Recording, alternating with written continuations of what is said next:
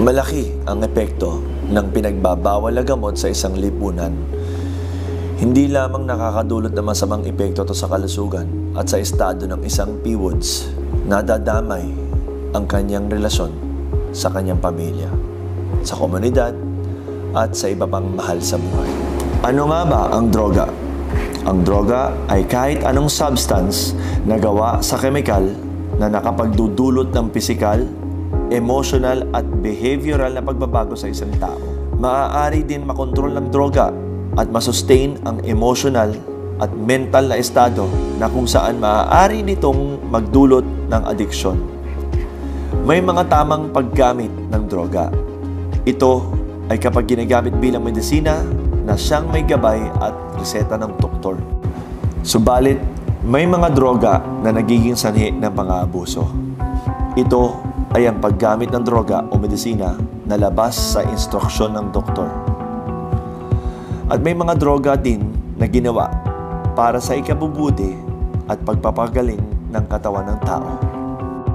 Itong mga drogang ito ay nagdudulot din ng adiksyon na siyang makakasama sa physical, mental, emotional, and behavioral na estado ng isang tao. Sa isang webinar na inihandog ng CADAC, pinresenta ni Dr. Angela Cruz ang drug abuse. Inisa-isa niya ang mga iba't ibang klasifikasyon ng droga. Ano nga po ba ang mga classification ng mga droga na ito pinagbabawal na gamot? No? Ito po tinatawag natin na sedatives or depressants. Siyempre, meron po tayong downers, pero po din yung uppers. No? Tinatawag po natin na ito ay ang pampasigla. Susunod po natin na yung hallucinogen, tinatawag natin na pampahibang. Ang susunod po natin na tinatawag natin na narcotics. So, ito yung pampaalis ng sakit, pamparinit po ng mga sakit.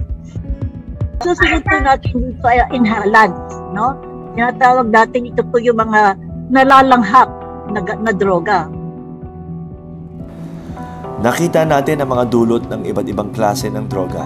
Pero lahat ng ito kapag magagamit at maaabuso ay makapagdadala ng masamang epekto sa pisikal, mental at emotional na estado ng isang tao.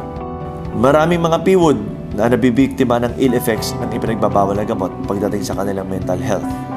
Nakakaranas sila ng disturbance in perception, disturbance in orientation, disturbance in memory, and disturbance in judgment.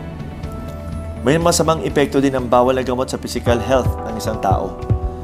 Pagdating sa general health, nakakadulot ang paggamit ng droga ng malnutrition, infections, accidents, at blood-transmitted disease.